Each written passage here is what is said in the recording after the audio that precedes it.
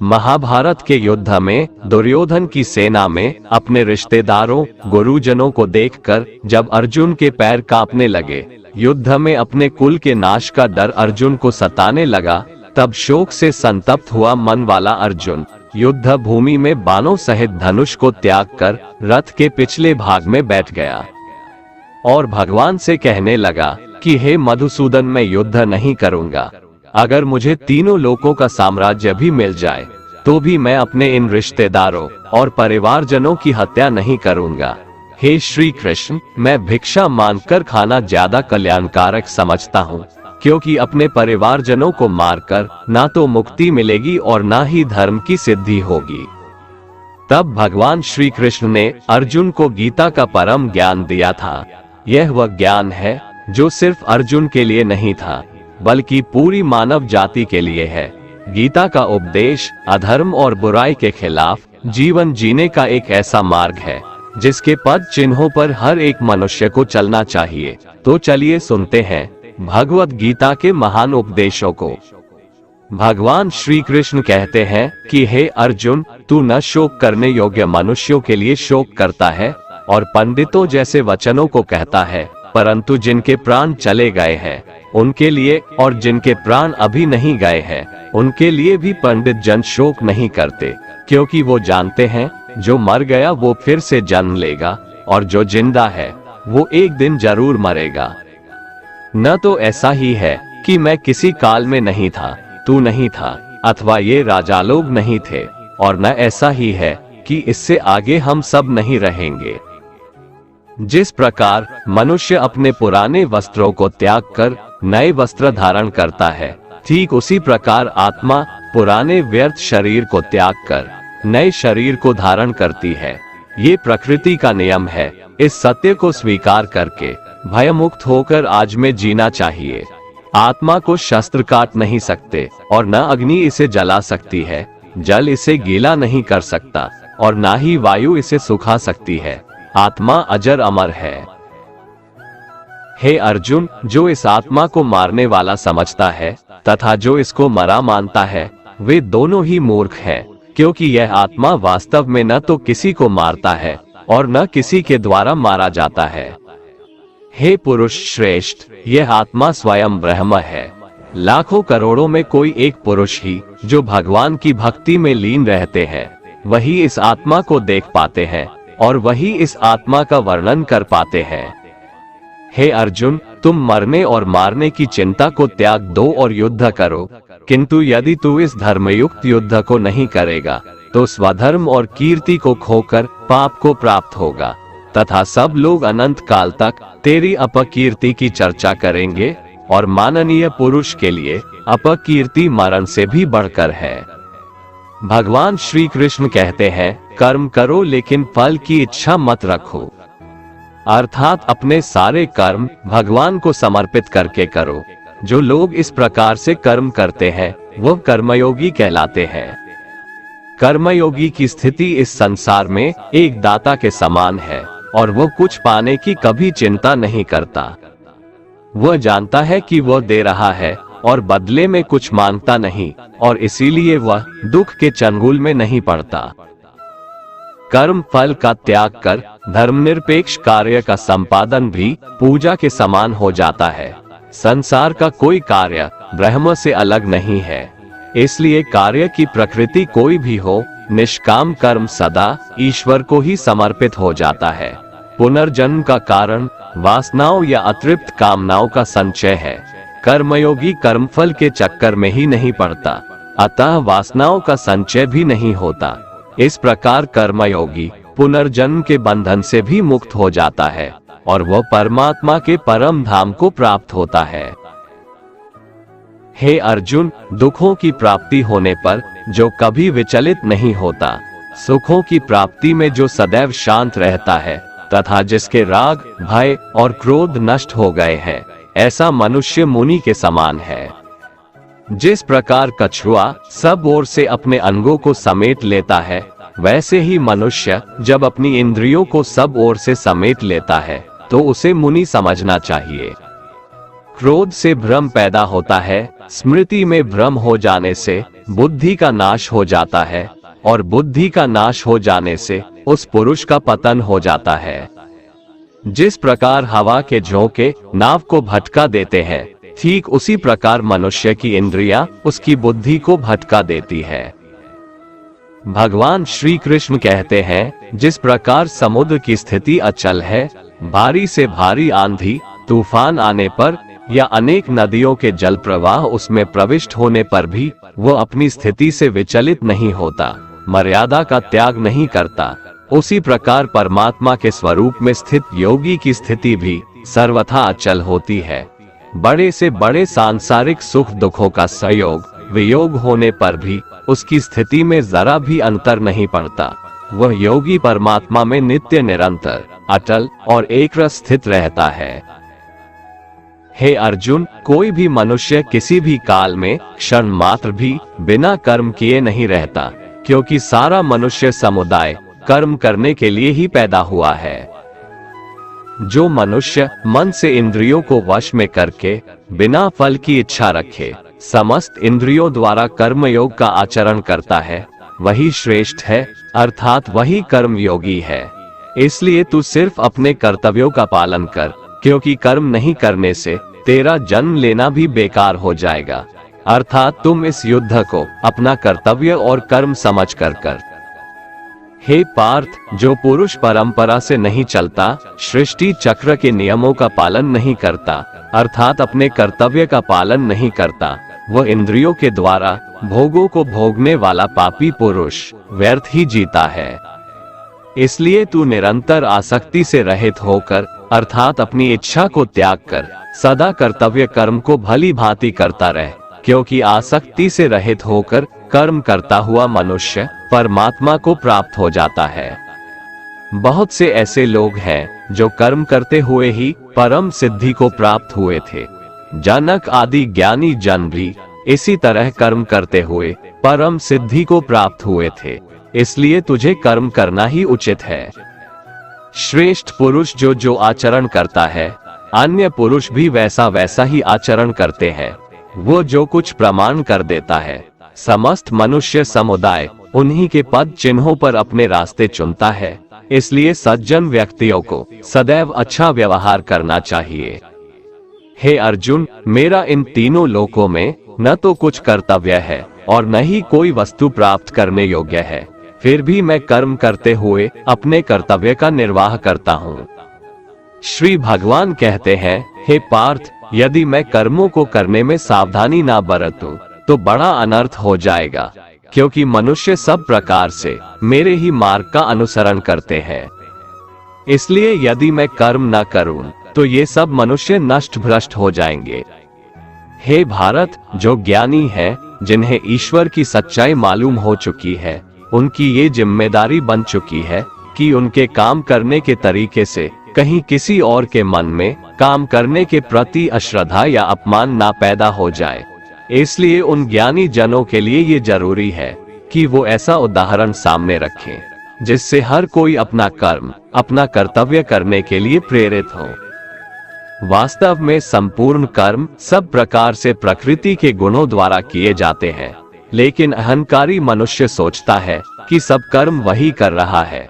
कर्म में लगे हुए ज्ञानियों को ये जानना चाहिए कि गुण ही उनसे कर्म करवाते हैं, वो खुद कुछ भी नहीं करते। और जो ज्ञानी इस बात को समझ ले तो ये उनकी जिम्मेदारी होती है कि वो अज्ञानियों को समझाए कि कर्म ही उनका धर्म है। श्री कृष्ण अर्जुन से कहते हैं कि तुम मुझ अंतर्यामी परमात्मा में अपने सारे कर्मों को अर्पण कर दे, मैं तुम्हें मुक्ति प्रदान करूंगा। गीता के 6ठे अध्याय में श्री कृष्ण ने कहा है कि मानसिक स्थिरता की स्थिति में ही कोई निर्णय ले, अर्थात जब आप ज्यादा खुश या ज्यादा दुखी हैं, तो उस समय कोई निर्णय न ले। दुख या बहुत खुशी की स्थिति में गलत निर्णय लेने की संभावना अधिक होती है। जब आप कोई निर्णय ले तो निर्णय लेने के बाद खुद से पूछें कि कहीं यह निर्णय मैं बहुत भावुक या क्रोधित होकर तो नहीं ले रहा हूँ। हर पक्ष पर पूरी ईमानदारी से खुद से सवाल करें और इतनी सही निष्पक्षता से खुद को जवाब दें जब आप अपने जवाब से संतुष्ट हो तभी निर्णय लेकर आगे बढ़ें। जब आपने कोई निर्णय लिया है तो उसके परिणाम के साथ परिस्थितियों में परिवर्तन भी आएगा। ऐसे में अगर आपके निर्णय लेने से बदलाव आ रहा है तो बदलाव जरूर करें, क्योंकि अपनी सहज स्थिति अर्थात कंफर्ट जोन से बाहर आना जरूरी है, नहीं तो आप अपनी क्षमताओं को समझ नहीं पाएंगे। खुद में भरोसा हो और भगवान पर भरोसा हो तभी कोई निर्णय ले। अगर आपकी इच्छा दृढ़ होगी और नियत साफ होगी तो आपके कार्य को पूर्णता तक पहुंचाने में ईश्वर भी आपकी मदद करेंगे। इसलिए सही निर्णय लेने के लिए सही नियत और पक्का इरादा भी जरूरी है। भगवान श्री कृष्ण कहते हैं, हे अर्जुन, मेरे और तेरे बहुत से जन्म हो चुके हैं, उन सबको तू नहीं जानता, किंतु मैं जानता हूँ। मैं अजन्मा और अविनाशी स्वरूप होते हुए भी तथा समस्त प्राणियों का ईश्वर होते हुए भी अपनी प्रकृति को अधीन करके अपनी योग माया से प्रकट होता हूँ। हे भारत, जब जब धर्म की हानि और अधर्म की वृद्धि होती है तब तब मैं अपने रूप को रचता हूँ, अर्थात साकार रूप से लोगों के सम्मुख प्रकट होता हूँ। साधु पुरुषों का उद्धार करने के लिए, पाप कर्म करने वालों का विनाश करने के लिए और धर्म की अच्छी तरह से स्थापना करने के लिए मैं युग युग में प्रकट हुआ करता हूँ। हे अर्जुन, मेरे जन्म और कर्म दिव्य है, अर्थात निर्मल और अलौकिक है। इस प्रकार जो मनुष्य इस तत्व को अच्छे से जान लेता है वो शरीर को त्याग कर फिर जन्म को प्राप्त नहीं होता, किंतु मुझे ही प्राप्त होता है। पहले भी जिनके राग, भय और क्रोध सर्वथा नष्ट हो गए थे और जो मुझ में अनन्य प्रेम पूर्वक स्थिर रहते थे, ऐसे मेरे आश्रित रहने वाले बहुत से भक्त उपर्युक्त ज्ञान रूप ताप से पवित्र होकर मेरे स्वरूप को प्राप्त हो चुके हैं। अपना काम बनाने के लिए लोग आपकी तारीफ करेंगे, आपसे रिश्ता बनाने की कोशिश करेंगे, लेकिन उनके व्यवहार को सच मानकर अगर आप फंस जाएंगे तो आगे चलकर आपको ही नुकसान होगा। अक्सर आपको चोट वही लोग पहुंचाते हैं जो आपके अपने होते हैं, जो आपके दिल के ज्यादा करीब होते हैं। गीता का ये सबसे महत्वपूर्ण ज्ञान है, क्योंकि महाभारत की लड़ाई पराये लोगों में नहीं थी, यह एक ही परिवार की लड़ाई थी। चाहे आप किसी की मदद करो या मत करो, लेकिन जानबूझकर कभी किसी का दिल नहीं दुखाना चाहिए, क्योंकि जब किसी का दिल आपकी वजह से दुखता है तो हमेशा याद रखना कि आपको भी वो दर्द एक दिन जरूर मिलेगा। कभी भी किसी भी चीज की अति नहीं करनी चाहिए। कोई भी चीज हद से ज्यादा मत करना, किसी से प्रेम या नफरत भी हद से ज्यादा मत करना, क्योंकि किसी भी चीज की अति आपको ही नुकसान पहुंचाएगी। इसलिए जीवन को संतुलन के साथ जीना चाहिए। जो आपके साथ अधर्म करे, पाप करे, गलत करे, उसे सजा जरूर देना चाहिए। अगर आप उसे सहते हैं तो वो आपके साथ और गलत करता है और आप उससे भी बड़े पाप के भागीदार बन जाएंगे। इसलिए ज्ञानी व्यक्ति को चाहिए कि वो अपने साथ हो रहे गलत का विरोध करना सीखे। भगवान श्री कृष्ण कहते हैं, जो इंसान अपनी रक्षा खुद नहीं कर सकता या फिर अपनी रक्षा करने का प्रयास भी नहीं करता, ऐसे मनुष्यों की रक्षा भगवान भी नहीं करते। जो इंसान खुद के महत्व को नहीं जानता, वैसे इंसान को कोई भी महत्व नहीं देता है। बुरा इंसान कभी अपनी बुराई नहीं छोड़ता। आप चाहे उसके साथ कितना भी अच्छा चलो, वो आपको तकलीफ जरूर देगा। इसलिए जो जैसा है उसके साथ वैसा ही व्यवहार करना चाहिए। जो इंसान समय की कदर नहीं करता, समय भी उस इंसान की कदर कभी नहीं करता है, और वैसा इंसान जीवन में कभी भी सुख, शांति और सफलता को प्राप्त नहीं कर पाता है। संगति का मनुष्य के जीवन पर बहुत गहरा प्रभाव पड़ता है। अच्छा इंसान अगर बुरे लोगों के संगत में रहेगा तो वो भी एक दिन बुरा बन जाएगा। इसलिए हमेशा अच्छे लोगों के संगत में रहें। इस दुनिया में हारे हुए इंसान की, तकलीफ में पड़े हुए इंसान की कोई मदद नहीं करता, और अगर कोई इंसान थोड़ा सा सफल हो जाए तो उससे कोई खुश नहीं होता। इसलिए अपना दुख किसी को बताओ मत और अपनी खुशी किसी के आगे जताओ मत। हे अर्जुन, जिसके संपूर्ण कर्म बिना कामना और संकल्प के होते हैं तथा जिसके समस्त कर्म ज्ञान रूप अग्नि के द्वारा भस्म हो गए हैं, अर्थात जो कर्मों के बंधन से मुक्त हो चुके हैं, जिन्हें परमात्मा की प्राप्ति हो गई है, उस महापुरुष को ज्ञानी जन भी पंडित कहते हैं। जो पुरुष समस्त कर्मों में और उनके फल में आसक्ति का सर्वथा त्याग करके संसार के आश्रय से रहित हो गया है और परमात्मा में नित्य तृप्त है, उसके लिए भगवान की भक्ति के अलावा और कोई कर्म नहीं रह जाता है, अर्थात वह कर्म करते हुए भी वास्तव में कुछ भी नहीं करता। जिसने अपने मन और इंद्रियों को जीत लिया है और जिसने समस्त भोगों की सामग्री का परित्याग कर दिया है, ऐसा आशा रहित पुरुष केवल शरीर संबंधी कर्म करता हुआ भी पापों को नहीं प्राप्त होता है। जिसको बिना मांगे जो मिले उसी में संतुष्ट रहता है, जो न किसी से ईर्ष्या करता है और न द्वेष, जो सुख दुख को एक समान भाव से देखता है, ऐसा मनुष्य कर्म योगी कहलाता है। जिसकी आसक्ति सर्वथा नष्ट हो गई है, जो अपने देह पर अभिमान नहीं करता और जो ममता से रहित हो गया है, जिसका चित्त निरंतर परमात्मा के ज्ञान में स्थित रहता है, वैसा कर्मयोगी अपना कर्म यज्ञ की तरह करता है और मोक्ष को प्राप्त होता है। जो अपना सब कुछ परमात्मा को अर्पित कर देता है, जिसके लिए परमात्मा ही सब कुछ है, जो अपने हर कर्म में परमात्मा को देखता है और हर कर्म परमात्मा के लिए करता है, वैसा कर्मयोगी मोक्ष का अधिकारी होता है। कभी कभी जो हो रहा है उसे होने दो, क्योंकि ईश्वर ने हमारी सोच से बेहतर हमारे लिए सोच रखा है। याद रखिए, ये वक्त भी गुजर जाएगा, बुरे के बाद अच्छा वक्त आएगा, क्योंकि सुबह होने से पहले रात बहुत अंधेरी होती है। जिंदगी मुफ्त में कभी किसी को कुछ नहीं सिखाती। जब कोई कहता है कि मुझे जिंदगी ने सिखाया है, तो यकीन मानिए उस सबक की उसने बहुत बड़ी कीमत चुकाई होगी। जिस दिन आपको अपना मूल्य खुद पता चल जाएगा, उस दिन के बाद से आपको किसी के द्वारा की गई प्रशंसा और निंदा से कोई फर्क नहीं पड़ेगा। उस दिन आप अपने साथ खुश रहना सीख जाओगे। आपका बीता हुआ कल भले ही कष्टों से भरा हो, लेकिन आने वाली कहानी अभी भी आपके ही हाथों में है। अगर सही मायने में आप अपना जीवन बदलना चाहते हो, तो सबसे पहले आपको अपना मन बदलने के लिए तैयार रहना होगा। भगवान श्री कृष्ण कहते हैं, मनुष्य का मन वायु की तरह चंचल है।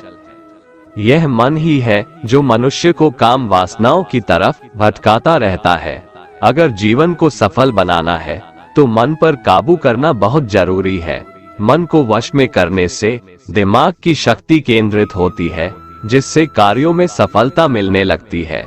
गीता के अनुसार जिस व्यक्ति ने अपने मन पर काबू पा लिया, वह मन में पैदा होने वाली बेकार की चिंताओं और इच्छाओं से भी दूर रहता है।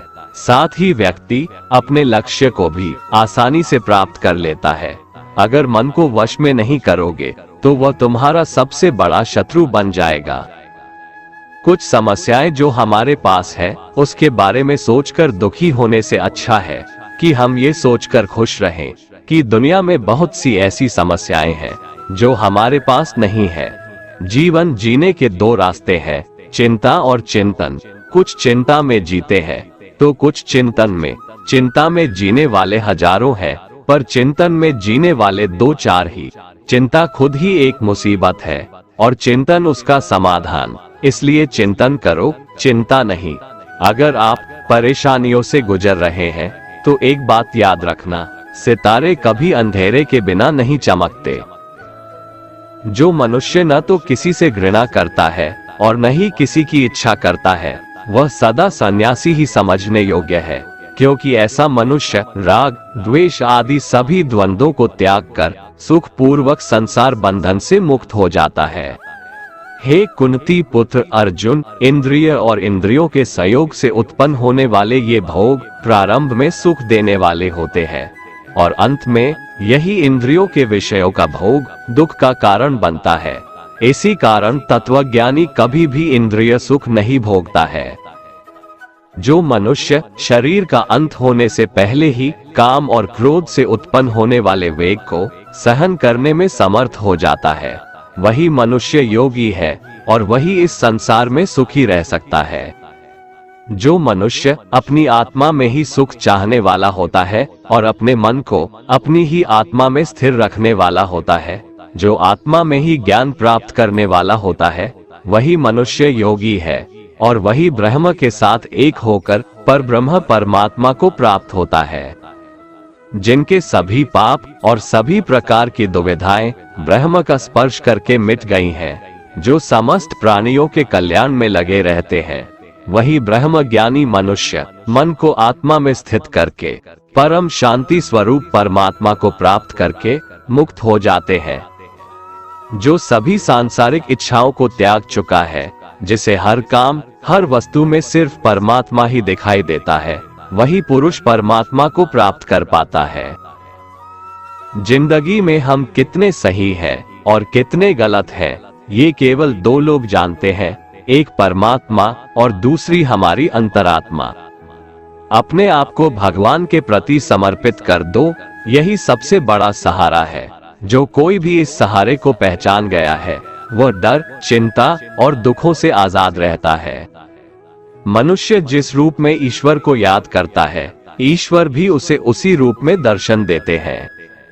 सत्य कभी दावा नहीं करता है कि मैं सत्य हूँ, लेकिन झूठ हमेशा दावा करता है कि सिर्फ मैं ही सत्य हूँ। श्री कृष्ण कहते हैं, बुरे कर्म करने वाले सबसे नीच व्यक्ति जो राक्षसी प्रवृत्तियों से जुड़े हुए हैं और जिनकी बुद्धि माया ने हर ली है, वो मेरी पूजा या मुझे पाने का प्रयास नहीं करते। इस संपूर्ण संसार में कोई भी व्यक्ति महान नहीं जन्मा होता है, बल्कि उसके कर्म उसे महान बनाते हैं। सही कर्म वह नहीं है जिसके परिणाम हमेशा सही हो, अपितु सही कर्म वह है जिसका उद्देश्य कभी गलत ना हो। इंसान हमेशा अपने भाग्य को कोसता है, ये जानते हुए भी कि भाग्य से भी ऊंचा उसका कर्म है जो उसके स्वयं के हाथों में है। हे अर्जुन, जो बीत गया उस पर दुख क्यों करना, जो है उस पर अहंकार क्यों करना, और जो आने वाला है उसका मोह क्यों करना। प्रत्येक बुद्धिमान व्यक्ति को लोभ त्याग देना चाहिए, क्योंकि इससे आत्मा का पतन हो जाता है। मनुष्य अपने हृदय से जो दान कर सकता है, वो अपने हाथों से नहीं कर सकता, और मौन रहकर जो कुछ वो कह सकता है, वो शब्दों से नहीं कह सकता। किसी भी व्यक्ति को ना तो समय से पहले और ना ही भाग्य से अधिक कुछ मिलता है, लेकिन उसे पाने के लिए सदैव प्रयत्नशील रहना चाहिए। इतिहास कहता है कि कल सुख था, विज्ञान कहता है कि कल सुख होगा, लेकिन धर्म कहता है अगर मन सच्चा और दिल अच्छा हो तो हर रोज सुख होगा। मानव कल्याण ही भगवत गीता का प्रमुख उद्देश्य है, इसलिए मनुष्य को अपने कर्तव्यों का पालन करते समय मानव कल्याण को प्राथमिकता देना चाहिए। हे अर्जुन, वह जो वास्तविकता में मेरे उत्कृष्ट जन्म और गतिविधियों को समझता है, वह शरीर त्यागने के बाद पुनः जन्म नहीं लेता और मेरे परम धाम को प्राप्त होता है। जिस मनुष्य के अंदर ज्ञान की कमी और ईश्वर में श्रद्धा नहीं होती, वो मनुष्य जीवन में कभी भी आनंद और सफलता को प्राप्त नहीं कर पाता। ईश्वर ने हमें जो कुछ भी दिया है, वही हमारे लिए पर्याप्त है, और यही एक अटल सत्य भी है। संयम, सदाचार, स्नेह एवं सेवा, ये गुण सत्संग के बिना नहीं आते। ईश्वर से किए गए प्रार्थना से इंसान की परिस्थिति या तकदीर बदले या ना बदले, पर उस प्रार्थना से इंसान के चरित्र में जरूर बदलाव आता है। चुप रहने से बड़ा कोई जवाब नहीं, और माफ कर देने से बड़ी कोई सजा नहीं होती। जिस मनुष्य के पास सब्र की ताकत है, उस मनुष्य की ताकत का कोई मुकाबला नहीं कर सकता। हमारी व्यर्थ की चिंता और मन का भय एक ऐसा रोग होता है जिससे हमारी आत्मीय शक्ति बिखर जाती है। मनुष्य को जीवन की चुनौतियों से भागना नहीं चाहिए, और न ही भाग्य और ईश्वर की इच्छा जैसे बहानों का प्रयोग करना चाहिए। हे अर्जुन, तुम्हारा क्या गया जो तुम रोते हो? तुम क्या लाए थे जो तुमने खो दिया? तुमने क्या पैदा किया था जो नष्ट हो गया? तुमने जो लिया यहीं से लिया, जो दिया यहीं पर दिया। जो आज तुम्हारा है कल किसी और का होगा, क्योंकि परिवर्तन ही संसार का नियम है और समय के साथ संसार में हर चीज परिवर्तन के नियम का पालन करती है। सदैव संदेह करने वाले व्यक्ति के लिए प्रसन्नता ना इस लोक में है ना ही परलोक में। जिस प्रकार प्रकाश की ज्योति अंधेरे में चमकती है, ठीक उसी प्रकार सत्य भी चमकता है। इसलिए व्यक्ति को सदैव सत्य के मार्ग पर चलना चाहिए। ईश्वर की शक्ति मनुष्य के होश, भावनाएं और मन की गतिविधियों के माध्यम से सदा उसके साथ रहती है। दोस्तों, अगर आपको हमारा ये वीडियो पसंद आया तो कमेंट में जय श्री राधे कृष्ण लिखें और ऐसे ही प्रेरणादायक वीडियो देखने के लिए हमारे चैनल को सब्सक्राइब कर लें। जय श्री राधे कृष्ण।